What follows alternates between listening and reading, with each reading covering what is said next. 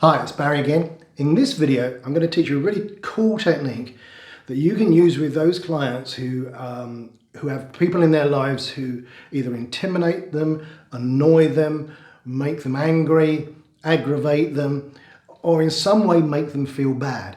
And this has also become such a useful technique for you because pretty much anyone who you come in contact with will have someone like that in their lives who often will be part of the bigger problem.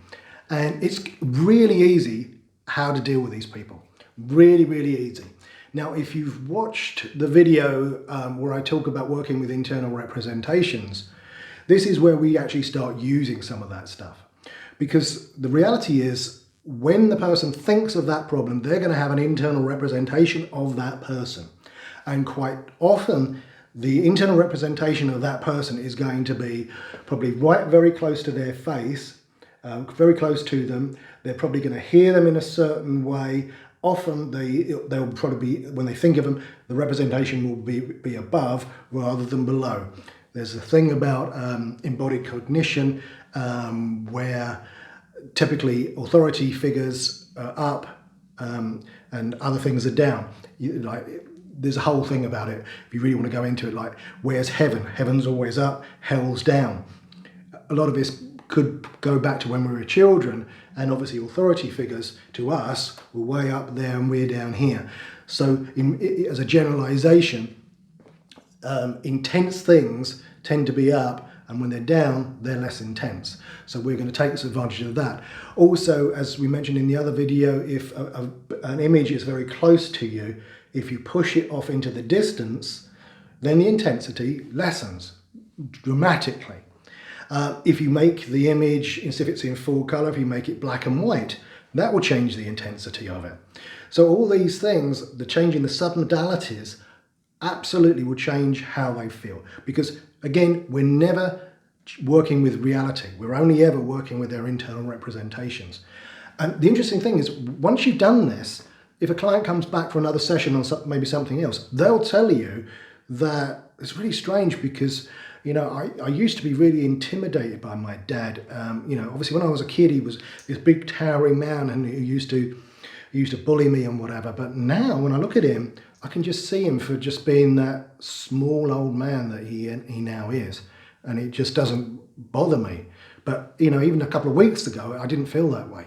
So by changes in internal representation, it will change how they then interact with these people in the future.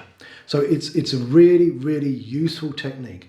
And as I say, it's so useful for people who have others in their life who intimidate them or aggravate them or irritate them.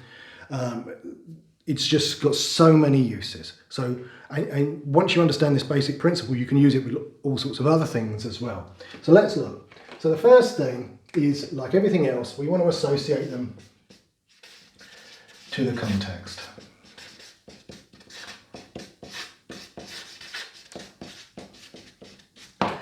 So we want to identify who's the person. What person is it?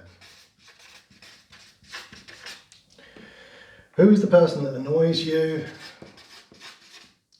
or irritates you or intimidates you? So find out who this person is and then get them to picture that person in their mind so that they get some sort of representation. So that's the first step. So make sure you get them associated to the context. Again, step one of the meta pattern, associate to context. So get this internal representation up. And you want to then get this internal representation and you want to get the visual part to it. You want to also get the auditory part to it. So like, what's this person say to you? What tone of voice do they use? How does that make you feel when you hear that voice? What's the sort of timbre to their voice? What location do you hear that voice? Also then the feeling, and where do you feel that feeling? So we're getting the visual, auditory and kinesthetic components of the internal representation, okay? So that's what we want to do. So be thorough with this, but do it in a conversational way. Don't just sit there with a clipboard and go through the submodality list or anything like that, because you'll drive people more crazy. They won't be associated to the problem by the time you finish. So then you take that image and you say, okay, take that image of your father, make it black and white.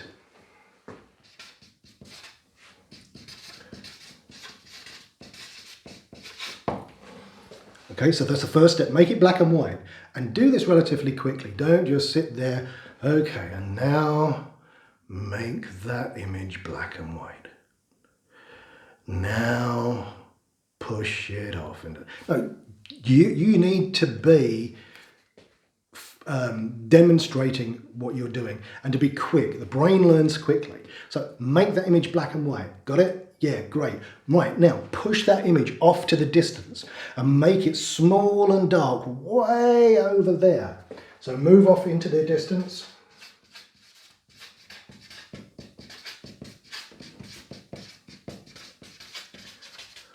Make it smaller.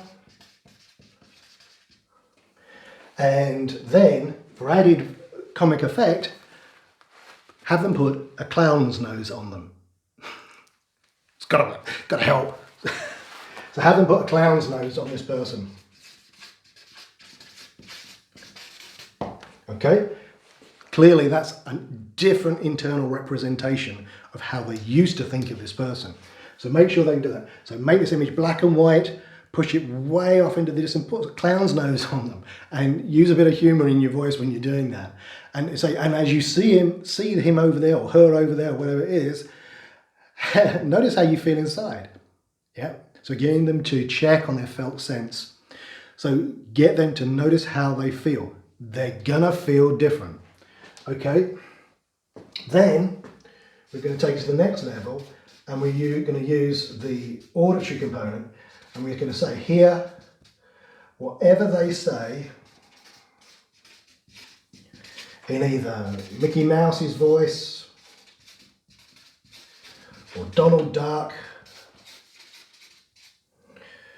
can't spell Donald Duck, or Sylvester the Cat, or anything like that. So whatever they're saying, like let's say like what they normally say to them, like, you're a useless piece of shit. And you go, oh, you're a useless piece of shit. So make sure it push it way off in the distance and have a little whiny voice, a Mickey Mouse voice, a Donald Duck's voice, Sylvester the Cat's voice, whatever it is. And then have them notice what they feel. Again, take them back to their felt sense. So you again take them back and notice how they feel. Having done that, noticing how they feel, you just do that there, and they'll be absolutely totally different. So just do that with them, have them notice how they feel, and then future pace it. So imagine next time you talk to your dad and you feel this way. What would it be like if the next time you talk to this person and you feel this way, and you, even though you're trying to take it seriously, you just imagine them with that clown's nose on them. Just do that and you'll find it really, really powerful. So again, really powerful, quick technique you can use with anybody who's got someone in their life who intimidates them or who annoys them or frustrates them. It doesn't have to be complicated. You don't have to be doing regression on some of these things. You don't have to be using all these big heavy duty techniques. Again, it's not about using a sledgehammer to crack a nut.